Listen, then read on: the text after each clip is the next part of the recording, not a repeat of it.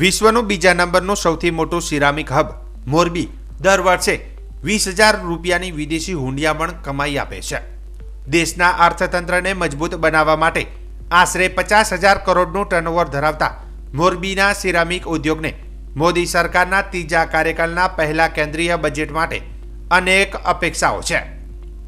વિશ્વકક્ષાએ ચીન સાથે સીધી હરીફાઈ કરતો આ ઉદ્યોગમાં છેલ્લા થોડા સમયથી મંદીનો માહોલ જોવા મળી રહ્યો છે.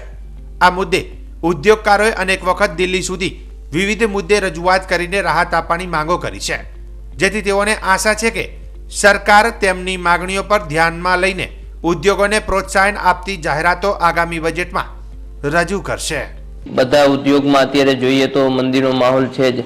એ પરિસ્થિતિમાં જે આ નવું બજેટ આવે તે સિરામિક ઉદ્યોગ માટે વધુમાં વધુ એક્સપોર્ટમાં સરળ બને એ ટાઈપના કંઈક નવા નિયમ કે કાયદાઓ આવે અને ભારત દેશ ઇન્ટરનેશનલ લેવલે વધુ સારું એક્સપોર્ટ કરી શકે. અને દેશમાં જે અત્યારે જે મંદીનો થોડોક માહોલ દેખાય છે એમાં બધા ઉદ્યોગકારોને, સિરામિકકારોને, એક્સપોર્ટરકારોને બધાને એમાં રાહત મળે અને વધુને વધુ એક્સપોર્ટ કરી શકે એવી આશા છે બજેટ સાથે.